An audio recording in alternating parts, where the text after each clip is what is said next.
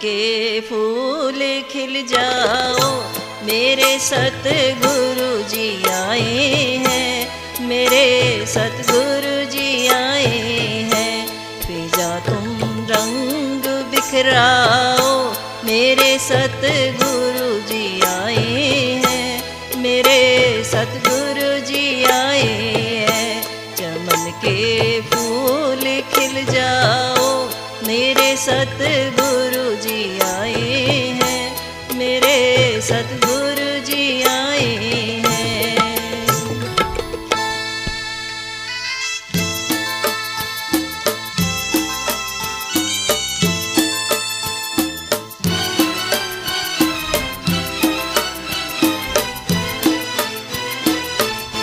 ये डाली फूलों वाली गुर के स्वागत में मैं की है। गुरु की नूरी शोभा देख, उषा की लाली बहकी है। वनोपवन महक जाओ, मेरे सतगुरु जी आए हैं, मेरे सतगुरु जी आए हैं। चमन के फूल खिल जाओ, मेरे सतगुरु जी आए हैं, मेरे सतगुरु जी आए हैं।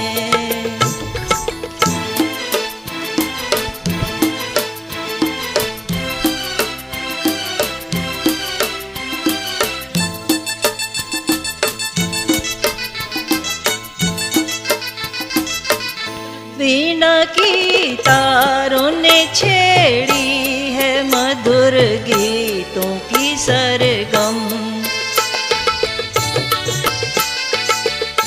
बसंती हवा के झोंकों तुम महकाओ खुशबू का आलम।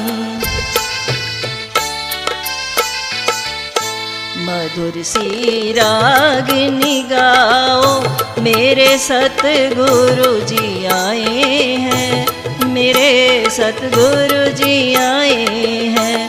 चमन के फूल खिल जाओ, मेरे सतगुरु जी आए हैं, मेरे सतगुरु जी आए हैं।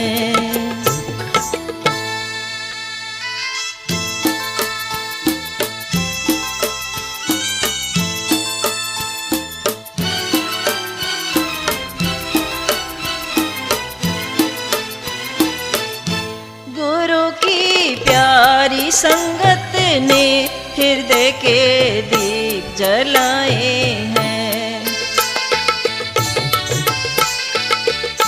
सूरज की रेशमी किरणों ने सुरमई रंग सजाए हैं। अनहद बाजे बजाओ, मेरे सतगुरु जी आए हैं, मेरे सतगुरु जी आए हैं। चमन के फूल खिल जाओ, मेरे सतगुरु जी आए हैं, मेरे सतगुरु जी आए हैं।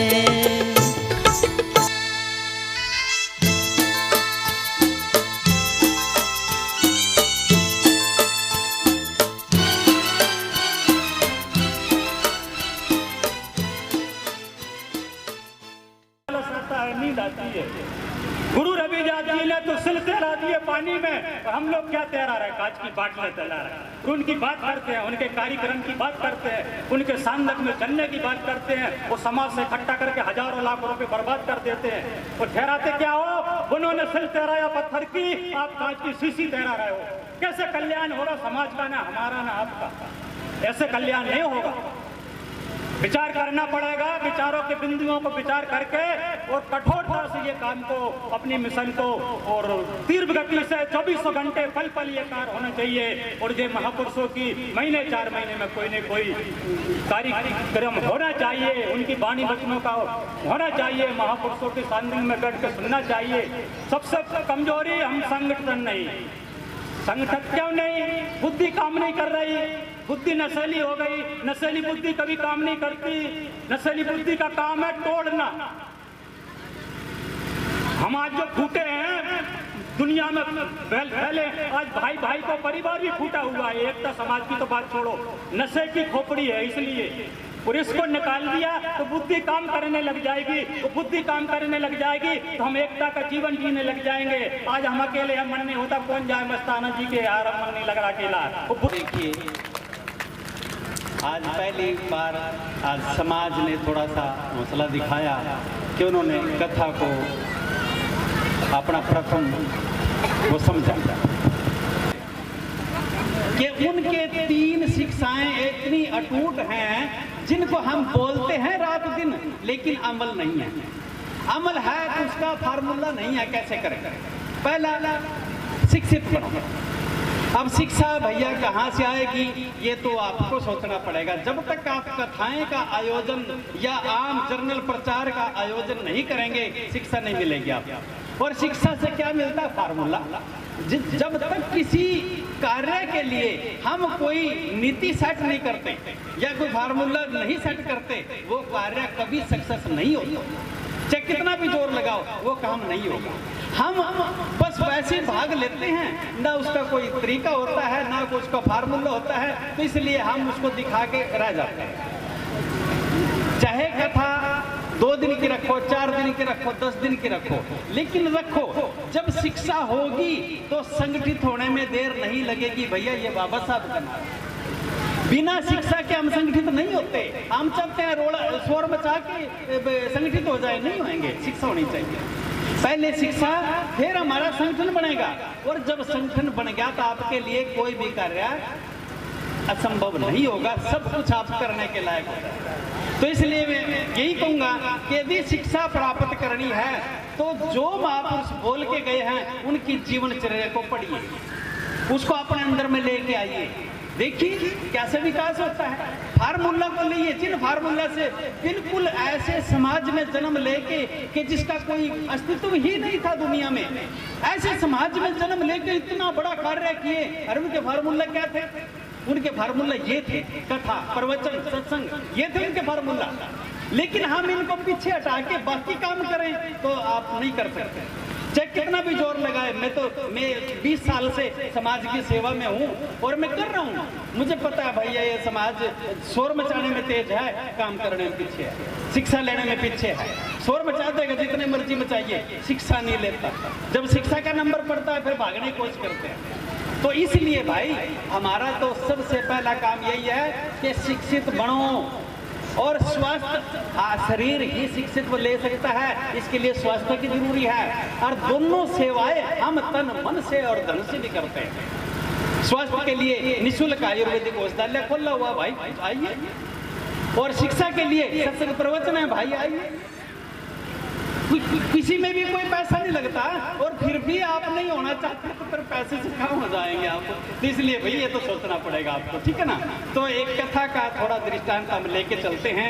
एक कथा यहाँ से शुरू करते हैं। संत रविदास महाराज जी की प्रमुख शिक्षाएं क्या थी, क्योंकि कुछ 2 दिन वहाँ पठार पे आश्रम पे हमने कथा करी है, उससे आगे चलेंगे, ठीक है। इसमें मूल चीजें आपको बताएंगे।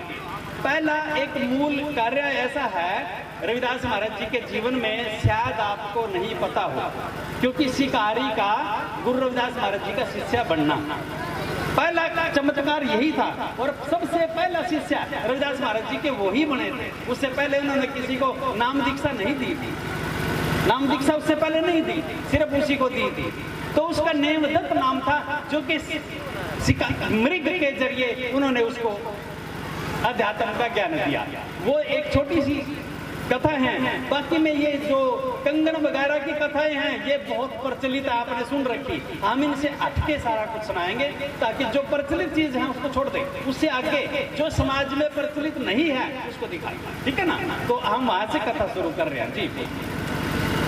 जो बोले सो निर्भय। यहाँ पे क्या बोला कि जो व्यक्ति, जो आदमी भांग, अफीम, चरस, शराब, ये तम्बाकू, इन अवगुणों को अपनाएगा, भैया वो महाराज जी के अब उच्चारण या उनके शब्दों को ग्रहण नहीं कर पाएगा।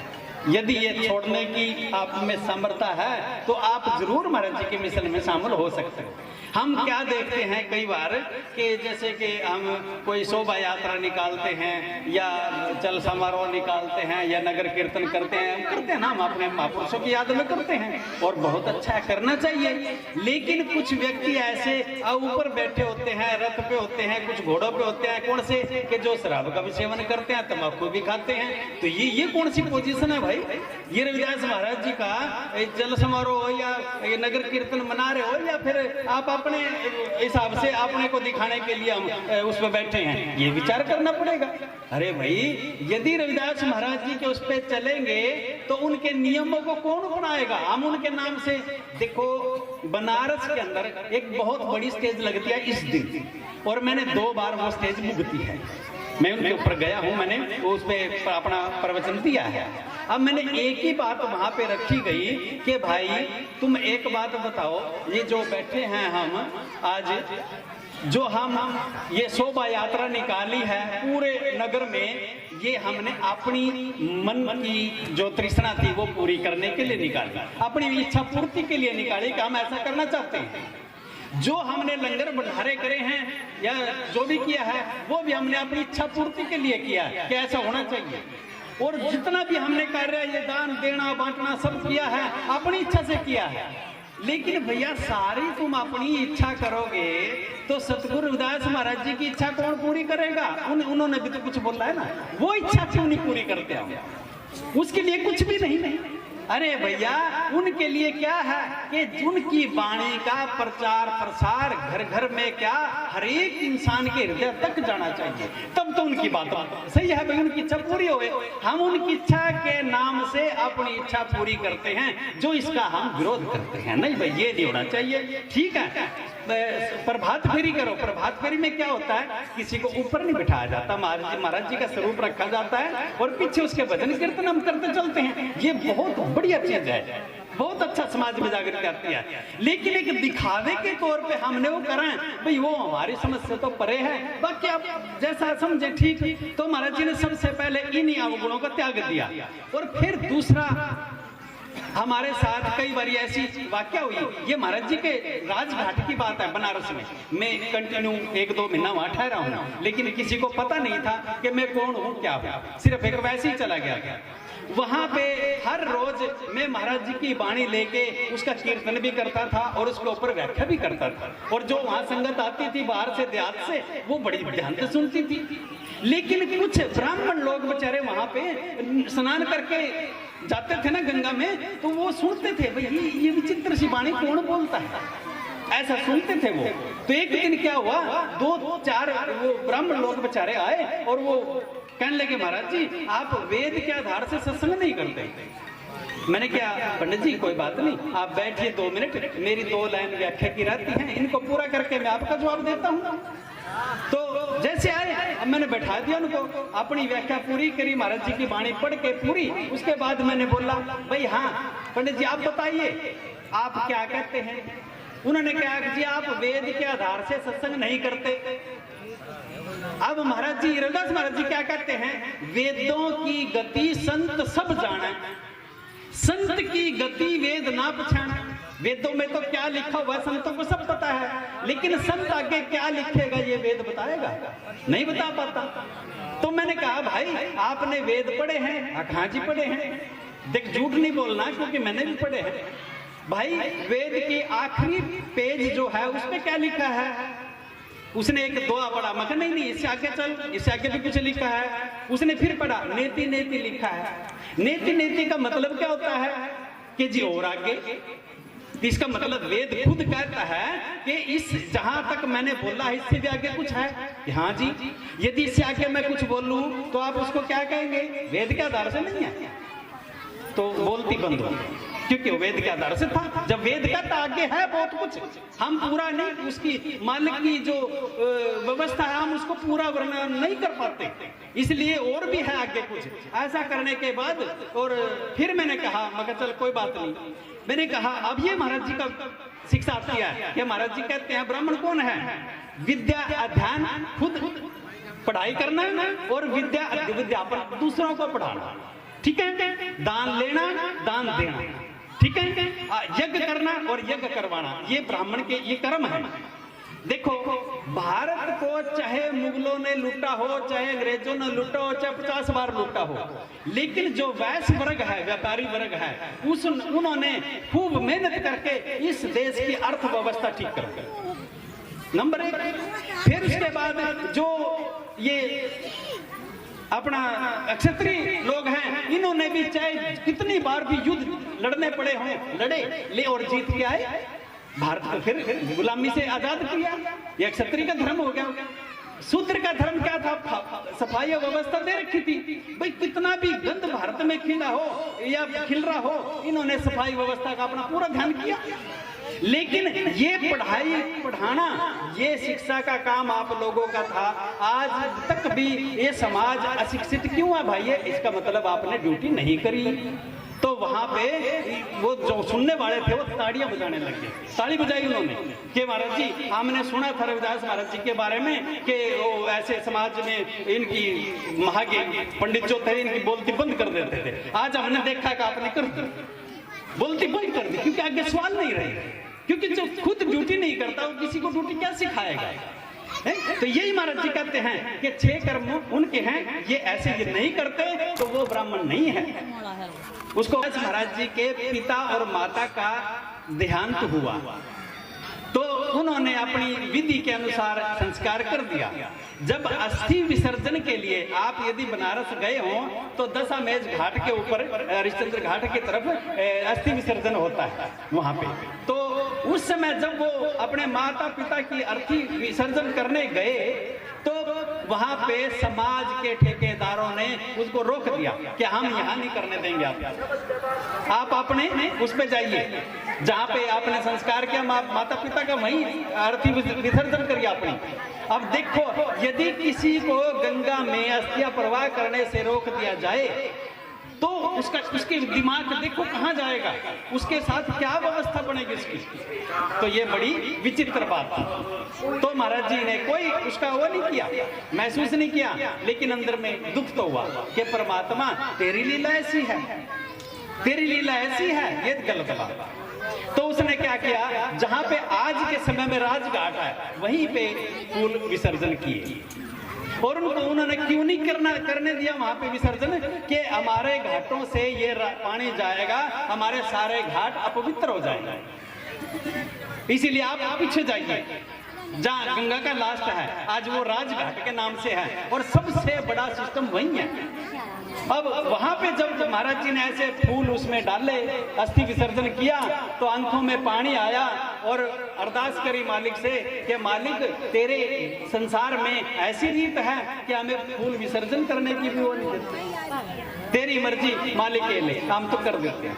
महाराज जी ने वहां फूल डाल दिया तो वहीं से गंगा वापस हो गई, उल्टी चल पड़ी। आज भी आप देखोगे ना, राजघाट से दशामेघ यज्ञ तक उल्टी गंगा चलती है, उसको उत्तरी नारायणी गंगा बोलते हैं। आज भी है वो, मैं खुद देख के आया हूं। जहां पे महाराज जी ने फूल डाले माँ बाप के, वहीं से गंगा वापस और पूरे घाटों से होकर फिर सीधी हुई थी। आज भी देख ले, ये मालिक का इतना बड़ा चमत्कार, ये शायद किसी को जानते नहीं ना, क्यों कथा एक ही है बस कंगन जी की, वो और उससे आगे कुछ सुनाते नहीं। तो इसके बाद फिर उनकी जो रुतबा बढ़ा तो चित्तौड़ में मीरा ने उनका नाम को इतना ऊंचा किया, इतना ऊंचा किया कि पूरा राजस्थान हिल गया। और जिसके कारणवश उनके जो परिवार के सदस्य थे मीरा के, उन्होंने महाराज जी को वहीं बुलवाया। और अब इतिहास आता है उन ताकतों का, जिन ताकतों के हम चमत्कार देख देख के भ्रमित हो जाते हैं। पहला चमत्कार हम देखते हैं कि रामचंद्र जी की सेना में नल और नील नाम के 2 बानर थे, उनके पास कला थी पत्थरों को पानी पे तिराने की, सब जानते हैं। लेकिन रविदास महाराज जी ने पत्थर पानी पे नहीं तिराए, वो कर उनके पास भी तक थी ना बताकर। फिर द्वापर के अंदर कृष्ण जी ने भी कहा जब मैं सब जगह हूँ, जर्रे जर्रे में हूँ, कण कण में हूँ। चित्तौड़ के अंदर जब यज्ञ रचाया गया तो एक एक पंडित जी के साथ एक एक रविदास महाराज जी बैठे हुए थे। वो ये दिखाया कि मैं भी सब जगह हूं, वो भी महाराज जी के पास है। अब जो गंगा ब्रह्मा के करमंडल में, विष्णु के चरण में और शिव की जटा में रहती है, वही गंगा पूरे जीवन महाराज जी पुण्य में रही, ये हम भूल जाते हैं। इतने बड़े वंशज, इतने बड़े महापुरुषों की आज हम औलाद, उनका शोभा यात्रा तो हम कर सकते हैं, उनका प्रचार प्रसार नहीं कर सकते, ये गलत है। हम कहते हैं शोभा यात्रा में हम भी शामिल हों और आप भी प्रवचन प्रचार प्रसार में शामिल होइए। अरे यही तो है संगठन कि वो उनका साथ दे, वो उनका साथ दे। अब वो उनकी ना मानने, वो उनकी ना मानने, ये कौन सी शिक्षा है भाई? तो संगठन कैसे बनेगा जब शिक्षा नहीं? यहाँ से हमारी समस्या शुरू होती है। ये काम सिर्फ ये या बस मैं हूँ, नहीं, मैं कुछ नहीं। जो कुछ है मेरे दाता है, मेरे सतगुरु हैं, मेरे महाराज जी हैं, बस मैं कुछ नहीं। मैं उनके सिद्धांतों को अपना के उन पे चलूंगा और अपना काम पूरा करूंगा, ठीक है। तो उस समय ये कथा उस समय की है जब महाराज जी चित्तौड़ से वापस हुए और यज्ञ के अंदर पूरा चमत्कार देख लिया सबने, तो वापस हुए। उस समय राजे महाराजे महाराज जी को छोड़ने के लिए बाहर तक आए, राजे महाराजे। और यहाँ अपना समाज का पता ही नहीं बेचारा कि रविदास महाराज जी कौन थे, क्या थे, ये समझ ही नहीं है। तो इसलिए हमने उसी भाव से इनकी कथा को अर्जित करना है जिस भाव से लिखने वाले ने लिखी या बताने वाले ने बताई। ठीक, आगे अब समझने की बात है। देखो क्या कहा कि जो गुरु वचन पे डट गए, कट गए फंद 84 के, जिन्होंने वचन को माना। अब एक तहसीलदार ने पटवारी के आधार से समझाने की कोशिश करी। एक तहसीलदार ने पटवारी, 2 पटवारियों के नाम आप अपने हलके के नक्शे बनाने के लिए दे दिए, भाई आप अपना हल्का नक्शा बना के दो, और 10 दिन का समय दिया। एक पटवारी ने क्या किया, उस पत्र को जो उसने नोटिस भेजा था, उस नोटिस को अच्छी तरह खूब बांध करके रेशमी कपड़े में और पूजा के स्थान पर रख दिया। खूब पूजा करी 10 दिन उसकी। और दूसरे ने अब उस नोटिस के आधार वचन था वो काम कर दिया। जब 10 दिन के बाद वापस बुलाया तो पटवारी से पूछा, भी दिखा अपना काम, उन दोनों ने रख दी कि ये मेरा काम है। अब एक ने क्या देखा, एक ने तो ऐसा उसने रेशमी रुमाल के अंदर बांध दिया और टिक्का वगैरह, मतलब पूजा जैसे करते हैं ऐसे रख दिया, और दूसरे ने पूरा नक्शा बनाया। अब पटवारी ने जिन्हें काम किया उसी को तो शाबाशी देगा या पूजा वाले को? तो हम पूजा पाठ तो करते हैं पर महाराज जी की बात एक नहीं मानते। रविदास महाराज जी को नमस्कार करते हैं, उनकी बात एक नहीं मानते। बाबा साहब की बात करते हैं, उनकी बात पूछ लो किसी को, एक नहीं मानते हैं। जय बुद्धाय नमा करते हैं पर बुद्ध महापुरुष का एक भी उपदेश उनके पास नहीं होता। क्या करें? ये सारी चीजें जो है ना, ये खाली मानने से बात नहीं होगी, उसको जानिए और उसको अपने अंतर में लेके जाइए। तो कौन सा मिशन कम है, कौन सा महापुरुष कम है? यदि आप उनके अंतर में जाकर उनके वचनों को लेंगे, सब एक मत हो जाएगा, 2 नहीं होंगे। वही बुद्ध महाराज हो जाएंगे, वही रविदास महाराज जी होंगे, वही कबीर साहब होंगे, वही गुरु नानक साहब हो जाएंगे, क्योंकि विचारधारा एक है। लेकिन हम मानते हैं, लेकिन नहीं ये तो अंबेडकर वाले हैं, ये बाबा साहब वाले हैं, हम नहीं इनको मानते, ये पुराने वाले हैं, ये इसको क्या कहेंगे, मंद बुद्धि है उनकी, क्योंकि वो ना बुद्ध महापुरुष को मानते, ना बाबा साहब को मानते, ना रविदास महाराज जी को मानते। यदि मानने तो मत तो हो ही नहीं सकते, क्योंकि उनके सबके एक मत है। पढ़ के देखो, कोई भी उठा लो, एक उपदेश है बिल्कुल, लेकिन हम मानते नहीं। तो इस प्रकार भाई यदि मानेंगे तो बात बनेगी, और नहीं तो भाई कुछ भी नहीं, हम वैसे ही धक्के खा के रह जाएंगे। जी ठीक इस प्रकार वहां तक भी महाराज जी का पहुंच गया कि इन्होंने वहां पे जो यज्ञ किया ना, वैसा यज्ञ आज तक संसार में किसी ने नहीं किया। अब काशी नरेश उस समय का जो बादशाह था, वो कहने लगा, महाराज जी जो यज्ञ आपने वहां किया था वो यज्ञ यहाँ भी करो। देखिए कि वो वहां थोड़ी हो जाएगा, वो तो कोई कृपा होती है, वो तो कोई समय होता है, उस समय में जो हो गया और बार बार थोड़ी होगा। तो इस प्रकार से देखो राजा महाराजों से अरदास करते हैं कि महाराज जी हमारा आप भी ऐसे काम कर दो जैसा उधर किया था। जी हे महाराज, देखा है यही, इससे कई गुना ज्यादा उनका भव्य स्वागत किया गया था महाराज जी का दरबार में, राज दरबार में। तो जैसे जिन महापुरुषों का दरबार में इतने भव्य स्वागत होते हैं, आज हम उनकी यादगार में बैठे हैं, और हम उनसे यदि शिक्षा नहीं ली तो हमारे बैठने का कोई लाभ नहीं है। ठीक है, इतने भव्य स्वागत महापुरुषों को होते हैं भाई, यदि वो अपने मर्यादा पर कायम रहे। देखो उनको किसी से कोई लेना नहीं, कोई देना नहीं, कोई झगड़ा नहीं, कोई बैर नहीं। महापुरुष यदि है उनसे किसी का कोई बैर नहीं होता, चाहे कोई कितना भी गिरा हुआ आदमी हो, वो उसको भी प्रेम से उठा के गले से लगा लेते हैं। कई बार हमारे मन में ये सवाल आते हैं, अरे ये तो बहुत गंदा आदमी है, ये महाराज जी के पास जाता है, हम नहीं जाएंगे वहां। यदि वो गंदा आदमी आपके घर में घुस जाए तो घर छोड़ के भाग जाओगे क्या? यदि वो गंदा आदमी आपके घर में घुस जाए, एक पल के लिए भाग जाए बाहर, तो आपने घर छोड़ के जाना चाहिए फिर तो ये क्या है? ये बिल्कुल तुच्छ बुद्धि के कार्य हैं कि वो जा रहा है मैं नहीं जाऊंगा। अरे परम पिता परमात्मा के घर कसाई भी जाता है और महापुरुष भी जाता है, हाजिरी सबकी लगती है भाई। हो सके वो कसाई सुधर जाए और महापुरुष गिर जाए, ऐसा होता है समय पे। कितने महापुरुष ऐसे इतिहास पढ़ो आप, अपने उत्तम उस पे जा करके गिर गए, और कितने ऐसे थे जो सतना कसाई जैसे जो कसाई का काम छोड़ के और महापुरुष बन गए, कितने थे। ये महापुरुषों के दरबार में इस चीज की कोई अहमियत नहीं है कि ये अच्छा है कि बुरा है, क्योंकि महापुरुष किसी की बुराई को देखते ही नहीं। एक बार क्या हुआ, एक कथा के अनुसार एक महापुरुष के 3 अनुयायी थे।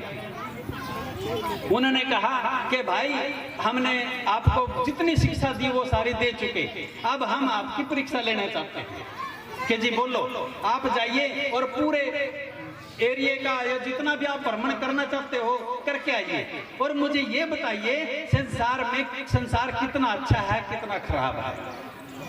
अब तीनों को हुक्म दे दिया, अब तीनों आप अपने उस पे चले गए, यात्रा पे चलते रहे। अब प्रथम शिष्य आया, यात्रा करने के बाद 1-2 महीने भ्रमण करने के बाद आया, तो उसने महाराज जी ने पूछा, हाँ बेटा बता क्या देख क्या संसार कैसा है? कि महाराज जी संसार बिल्कुल खराब है, उसमें एक भी आदमी अच्छा नहीं है। अच्छा बैठ जा बेटा, कोई बात नहीं। फिर थोड़ी देर के बाद दूसरा अनुयायी आया, उसको पूछा बेटा तूने कैसा लगा संसार, घूम के आया? कि महाराज जी सारा खराब नहीं है, झूठ बोल रहा है, आधा खराब है आधा ठीक है, संसार सारा खराब नहीं है। तो अब तीसरे का नंबर पड़ा, तीसरा जब आया, हाँ बेटा तूने क्या देखा संसार में? कि महाराज जी मुझे खराब ही नहीं मिला कोई, और मैं ही खराब हूँ, सबसे ज्यादा मुझे खराब ही नहीं मिला। ये परीक्षा थी उनकी।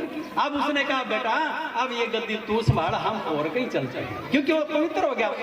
जो हम बुराई देखेंगे ना तो उसी का सुमरण करेंगे ना, और बुराई का सुमरण करने से हमारे अंदर में क्या होगा, बदबू उठेगी। जब बदबू आएगी मन व्याकुल होएगा, बेचैन होएगा, कभी उसके आगे निंदा करेगा, कभी उस आगे निंदा करेगा। ये हमारी मन की गति होती है ना। तो हमें ऐसा करने से रविदास महाराज जी रोक रहे हैं, ऐसा नहीं करना। बुराई नहीं किसी में भी, सब भले हैं। बुरा जो ढूंढन मैं चलिया, बुरा न मिलियो कोई, जब तन खोजे अपना, मुझसे बुरा ना कोई। कबीर साहब ने भी इसको समझाया दृष्टांत देके कि एक अपने अनुयायी को भेजा कि जा संसार में जो सबसे गंदी वस्तु है उसके लेके आ जा, चाहे वो वस्तु हो, व्यक्ति हो, पदार्थ कुछ भी हो, सबसे गंदा जो है उसको लेके आ। अब वो बहुत जगह मिला, अब वो किसी जैसे करियाने की दुकान पे काजू रखे हैं, वो रखे हैं, आधे मेवे रखे हैं, उन्होंने उठाने की कोशिश करी। शिष्य ने आवाज आई आकाश से, हट गंदे मुझे मत उठा। आई इधर उधर देखा उसने, आवाज कहां से आई? उसने फिर हाथ बढ़ाया कि हट गंदे मुझे मत उठा। वो फिर आगे चला गया। काफी जगह में से घूम के जिस चीज को हाथ लगाने की कोशिश करे उसी में से आवाज आए, हट गंदे मुझे मत उठा। उन्हें क्या कि जी मेरी समझ में नहीं आया और आप मुझे समझाइए कि हे भाई अब मैं वर्तमान में रखी हूँ, वस्तु बोल रही है, काजू है, किशमिश है, बादाम है, बोल रहे हैं कि हाँ अब उसमें रखे हैं, वर्तमान में कितने सुंदर लग रहे हैं, सब मुझे देख के खुश होते हैं। यदि तूने मेरे को खा लिया, अब मेरी दुर्गति करके तू कहाँ डाल के आएगा फिर? तो इसका मतलब तेरे अंदर गंध बनाने की मशीन लगी हुई है, मुझे मत छू। अब उन्होंने क्या किया, वापस गया महाराज जी के पास, कहने लगे ले आया सबसे गंदी वस्तु है। कहाँ महाराज जी, कहाँ है? अग जी ये जो खड़ी है मशीन, ये सबसे गंदी है, इससे गंदा कोई नहीं। हम हमेशा दूसरों की बुराई देखते हैं, अपनी तरफ देखते ही नहीं। महाराज जी ने समझाया, एक उंगली हम किसी तरफ करते हैं कि ये आदमी खराब है एक, लेकिन देख रहे ना 3 उंगली मेरी तरफ है, एक उसकी तरफ है, अपनी तरफ नहीं देख रहा, तीन हो रही हैं, उसकी तरफ देख रहे हैं। ये मूर्खता तो है, क्या है? तो इसलिए महाराज जी समझाते हैं, भाई इनसे उठो, बुराइयों से उठो, तुम्हारे अंदर अच्छाई अपने आप प्रकट होनी शुरू हो जाएगी। ये महापुरुषों के प्रवचन हैं। हम बुराई ना देखें किसी की, छोड़ दो, करने दो उसको, उसका कर्म है वो भुगतेगा, तेरे पे कोई लेना देना नहीं है उसका कर्म वो भुगतेगा, तेरा कर्म तू कर, तेरे को वो मिलेगा। इसलिए भाई जो हमने इतिहास में रिसर्च करी है, महाराज जी के 22 ग्रंथ इनके पढ़े हैं, और 22 ग्रंथ पढ़ने के बाद जो उसमें से ओरिजिनल चीजें कुछ ऐसी मिली है कि महाराज जी का जो परिवार था वो गरीब नहीं था। क्यों? कि वो चमड़े के जूते नहीं बनाता था, पर वो समाज में डाल दिया, हम क्या करें। उस टाइम की कथा है, वो राजे महाराजों के जो घोड़े थे उनकी लगाम बनाते थे और वहां से मोर असरफी लेते थे। और महाराज जी के जन्मदिन पे मोर असरफी उसके माता पिता ने बांटी गई थी। गरीब परिवार थोड़ी था महाराज जी का, वो तो कर्म था उनका सिर्फ बस। तो इसलिए ये चीज हमारे समाज से छुपाई गई, समाज से छुपाई दी इतिहासकारों ने, कुछ और डाल दिया उसको। नहीं, उन्होंने युद्धों का काम सिर्फ थोड़े समय युद्धों का काम किया नहीं, घोड़े लगाम बनाते थे, कट्ट बनाते थे, अच्छी सेवा माया मिलती थी, तो ऐसा काम था उनका।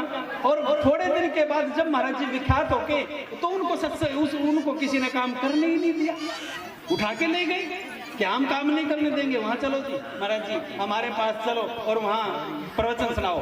एक बार क्या हुआ, देख अब बनारस में जो गए उनको पता, केदार घाट का नाम सबसे मशहूर है बनारस में, केदार घाट। और उस समय वहां के जो ब्राह्मण लोग थे, पंडित लोग थे, उनका वो महाअध्यक्ष था केदारनाथ। और उसने देखा भाई रविदास की इतनी व्याख्याति बढ़ गई शूद्रों के, हमारा तो नाम पूछने वाला कोई नहीं, हम तो काम खराब हो गया हमारा, तो हमें तो एक शब्द नहीं बोल सकते, क्या करें। वो सारी उल्टी फेंक देता है और उसका जवाब नहीं हमारे पास।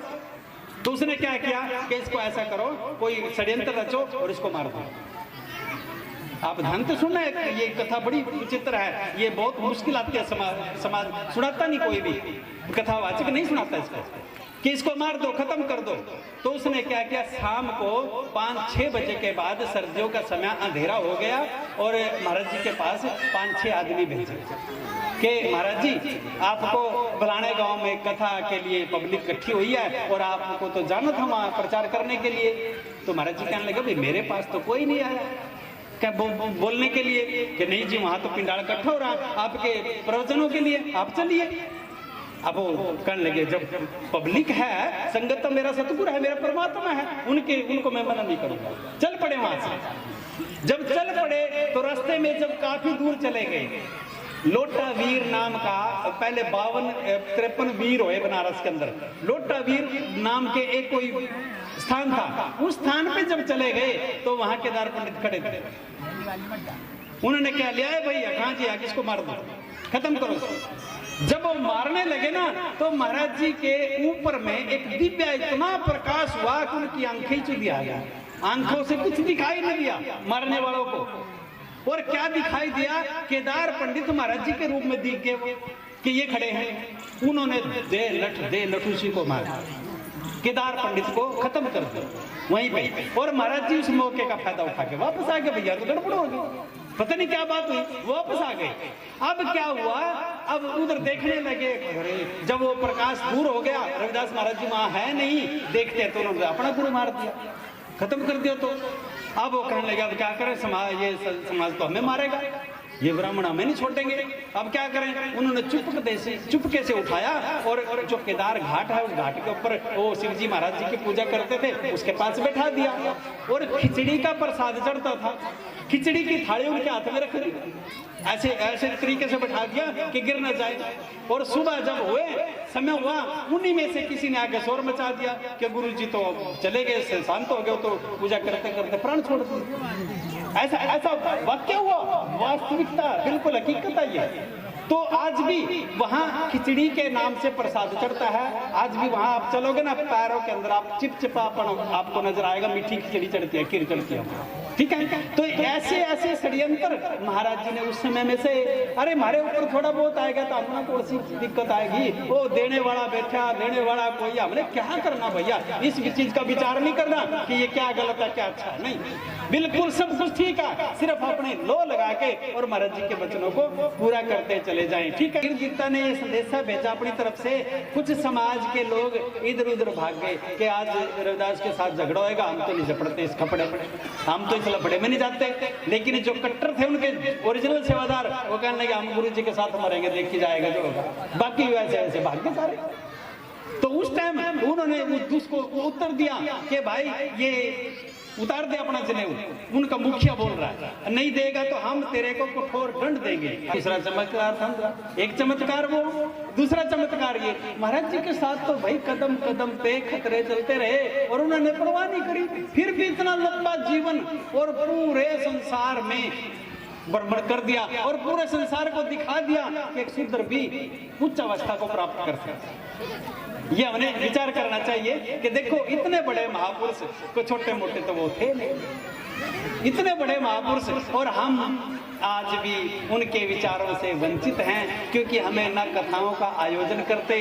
जो समाज अपने पूर्वजों के विचारों से सहमत नहीं है वो कभी समाज विकसित नहीं हो सकता। वो मैंने वहां भी एक बोली थी जी, जो भूमि उबड़ खाबड़ हो उसमें अच्छी उपजाऊ कुछ भी चीज नहीं ले सकते आप। उबड़ खुबड़ भूमि पे उपज नहीं ले सकते और उबड़ खाबड़ जमीन पे किसी ट्रैफिक, कोई भी ट्रैफिक गति नहीं दे सकता। जब तक हमारे विचारों में ऊंच नीच है तो वो समाज विकास नहीं कर सकता, वो देश विकास नहीं कर सकता, वो जाति विकास नहीं कर सकती जहां ऊंच नीच का भाव है। जब समान हो जाएंगे एकदम से विकास होगा और इतना विकास होगा कि पूछो मत, इतना विकास होगा। तू ही तो यंत में, तू ही तो गुण की खान, संत मुनि जन रट रहे तो धर मालिक तेरा ध्यान। गुरु चरण संकट हरण करण सिद्ध सब काम, श्वास श्वास में सुमरिए तो सतगुरु जी का नाम।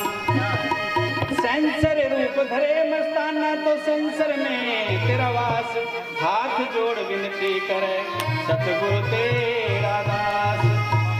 हस्त कमल के बीच में होया गुरु से मेल, दया हुई साकार की तो चढ़े नाम की रेल।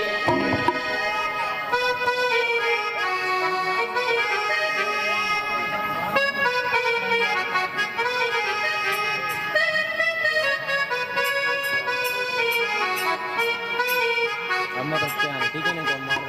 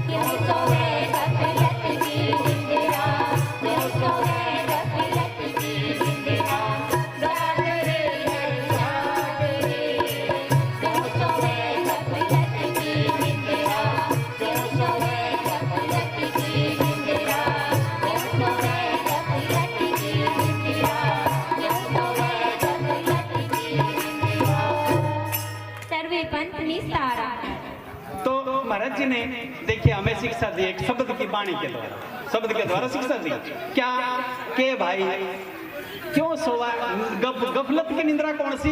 अपनी अहम भाव से कि मैं हूं, मेरे विचार से होना चाहिए, मेरे समझ से। क्यों सोवे गफलत की निंद्रा, जाग रे नर जाग रे। सतगुरु रविदास महाराज जी क्या कहते हैं, भाई तू अहम की नींद के अंदर, नशे के अंदर सो गया। नशे ये जरूरी नहीं दारू का होता है, नहीं, नशा शराब का भी है, नशा विकार का भी है, नशा धन का भी है, नशा तन का भी है, मैं तकड़ा हूं, नशा मन का भी है, मेरे जैसा कोई नहीं। नशा सारे अहम जहां है ना वहां नशा है। बस कि इस नशे के अंदर तू अपने आप को खत्म कर लिया। क्यों सोवा गफलत की नींद, इसको गफलत की नींद बोलते हैं। जाग रे नर जाग रे, ऐसी जागन जाग बावरे जैसी ध्रुव प्रहलाद रे। कैसे जाग जैसे ध्रुव भगत का नाम हुआ, प्रहलाद भगत का नाम हुआ, ऐसे जाग। मिली ध्रुव को अटल पद के ध्रुव तारे के नाम से ध्रुव को मशहूर कर दिया। और प्रहलाद के 8 साल तुम जानती हो उन्होंने भी भाई बहुत संघर्ष किया और अपना नाम ऊंचा किया।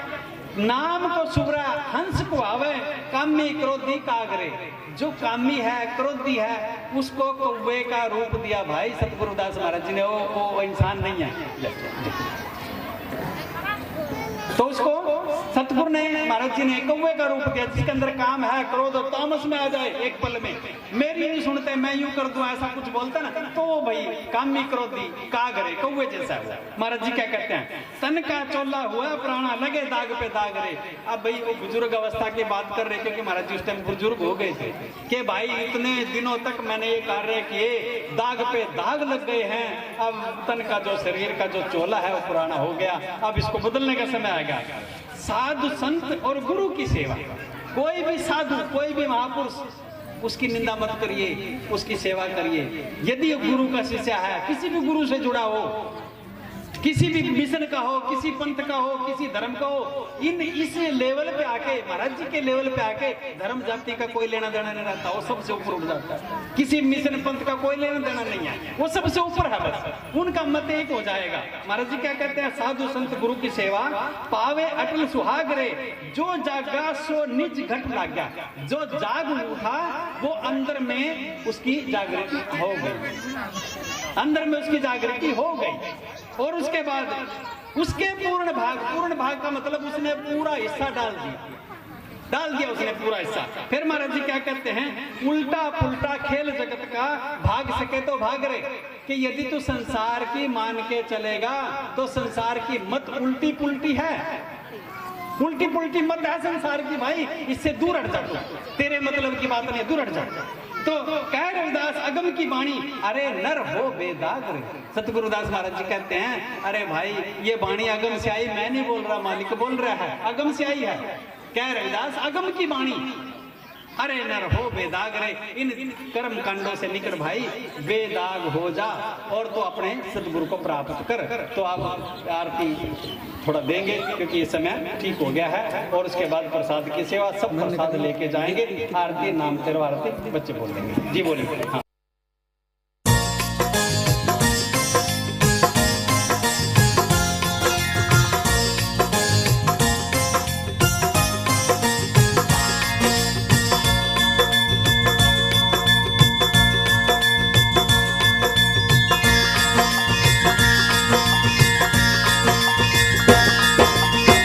नाम तेरो आरती मजन मरारे। हर के नाम बिना झूठे सगिल पसारे। नाम तेरो आरती मजन मुरारे। हर के नाम बिना झूठे सगिल पसारे। नाम तेरो आसनो, नाम तेरो उरसा। नाम तेरो केसरो ले छिटकारे। नाम तेरो आसनो, नाम तेरो उरसा। नाम तेरो केसरो ले छिटकारे। नाम तेरा अम्बला, नाम तेरो चंदनो। कस जपे नाम ले तुझे को चारे। नाम तेरा अम्बला, नाम तेरो चंदनो। कस जपे नाम ले तेरा दीवा, नाम तेरो बाती, नाम तेरो तेल ले माहे पसारे। नाम तेरा दीवा, नाम तेरो बाती, नाम तेरो तेल ले माहे पसारे। नाम तेरे की जोत लगाई, पैओ उजियारो पवन सगलारे। नाम तेरे की जोत लगाई, पैओ उजियारो पवन सगलारे। नाम तेरो तागा, नाम फूल माला, पारे 18 सगल जुठारे। नाम तेरो तागा, नाम फूल माला, पारे 18 सगल जुठारे। तेरो किया तुझे किया अरपा, नाम तेरा तू ही चवर ढुलारे। तेरो किया तुझ क्या अरपो, नाम तेरा तू ही चवर ढुलारे। 10 8 8 सठे चारे खानी, ए है वर्तन है सगल संसारे। 10 8 8 सठे चारे खानी, ए है वर्तन है सगल संसारे। कह रविदास नाम तेरो आरती, कह रविदास नाम तेरो आरती। सतनाम है हर भोग तुम्हारे। कह रविदास नाम तेरो आरती, सतनाम है हर भोग तुम्हारे। नाम तेरो आरती मजन मरारे, हर के नाम बिना झूठे सगल पसारे। नाम तेरो आरती मजन मुरारे, हर के नाम बिना झूठे सगल पसारे। नाम तेरो आसनो, नाम तेरो उरसा, नाम तेरो केसरो ले छटकारे। नाम तेरो आरती मजन मुरारे, हर के नाम बिना झूठे सगल पसारे। नाम तेरा अम्बला, नाम तेरो चंदनो, कस जपे नाम ले तुझे को चारे। नाम तेरो आरती मजन मुरारे, हर के नाम बिना झूठे सगल पसारे।